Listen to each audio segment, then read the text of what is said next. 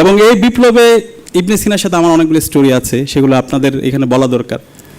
15ই জুলাই যখন ঢাকা বিশ্ববিদ্যালয়ে ছাত্রলীগের সন্ত্রাসীরা আমাদের ভাই বোনদেরকে মেরে রক্তাক্ত করেছিল, সেই রক্তাক্ত চেহারাগুলো আপনারা দেখেছেন, আমাদের বোনদের রক্তাক্ত চেহারাগুলো। এবং আমাদের এই ভাই বোনদেরকে নিয়ে যখন আমরা ঢাকা মেডিকেলে যাচ্ছিলাম, মেডিকেলে আমরা ট্রিটমেন্ট পাচ্ছিলাম না, ছাত্রলীগের সন্ত্রাসীরা দফায় দফায় সেখানে আমাদের উপর হামলা করছিল।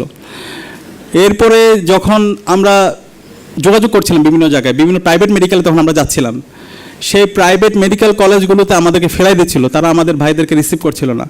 কিন্তু ওই সময়ে ইবনে সিনার আমাদের যারা সম্মানিত ডাক্তাররা আছে, আমাদের সম্মানিত শিক্ষার্থী যারা আছে, তারা আমাদেরকে উজাড় করে নিয়েছিল। এবং ইবনে সিনার সেই 15ই জুলাই আমি আমার এই কল্যাণপুর থেকে শুরু করে লালবাগ আমরা যেখানে পাঠাইছি, আমাদের আর চিন্তা করতে হয় নাই। অন্য মেডিকেলে পাঠানোর পর আমাদের চিন্তা করতে হয় এই ইনফরমেশন ছাত্রলীগ অথবা ওরা ওদেরকে দেওয়ার পরে শিক্ষার্থীদের উপরে তারা হামলা করতে পারে। কিন্তু ইবনে সিনা যাওয়ার পর মনে হয় যে না, এটা হচ্ছে আমার একজন অভিভাবকের কাছে আমি গিয়ে দিয়েছি, এখন আমরা আর চিন্তা করতে, ট্রিটমেন্ট নিয়ে আমার চিন্তা করতে হবে না। এবং এই 15 জুলাইয়ের পর থেকে আপনারা জানেন, পরবর্তীতে 16 জুলাই আমাদের সারা দেশে 6 জন ভাই শহীদ হয়। এবং 19 জুলাই থেকে ইন্টারনেট ব্ল্যাক আউট, এবং 19 জুলাইয়ের পর থেকে যাত্রাবাড়ি, রামপুরা, বাড্ডা, মিরপুর, সাভার সহ সারা দেশে মুক্তিকামী ছাত্র জনতা রাস্তায় নেমে পড়ে।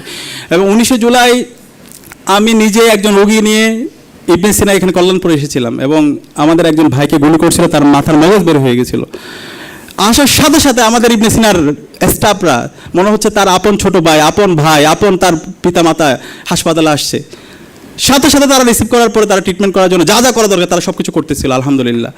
তো এই সময়ে এই পুরো জুলাই বিপ্লব জুড়ে আমাদের ভাই বোনদের ট্রিটমেন্টের ব্যবস্থা করা, আহতদের ট্রিটমেন্টের ব্যবস্থা করা, এই সব জায়গায় ইবনে সিনার যারা দায়িত্বশীল পর্যায়ে আছেন, আমাদের সম্মানিত শিক্ষকরা আছেন, চিকিৎসকরা আছেন, ইবনে সিনার ছাত্র ছাত্রী আমাদের ভাই বোনরা আছেন, তারা অগ্রণী ভূমিকা পালন করেছে। সে কারণে আমরা আজীবন ইবনে সিনা কর্তৃপক্ষের কাছে, এখানকার আমরা যারা কর্তৃপক্ষ যারা আছে তাদের কাছে আজীবন আমরা কৃতজ্ঞ থাকবো। আমরা আল্লাহর কাছে দোয়া করছি আল্লাহ তাআলা এই প্রতিষ্ঠানটাকে কবুল করে নিক, এই প্রতিষ্ঠানের যে সাদকায়ে জারিয়ামূলক কাজ, সেই কাজগুলোকে কবুল করে নিক, আল্লাহুম্মা আমিন।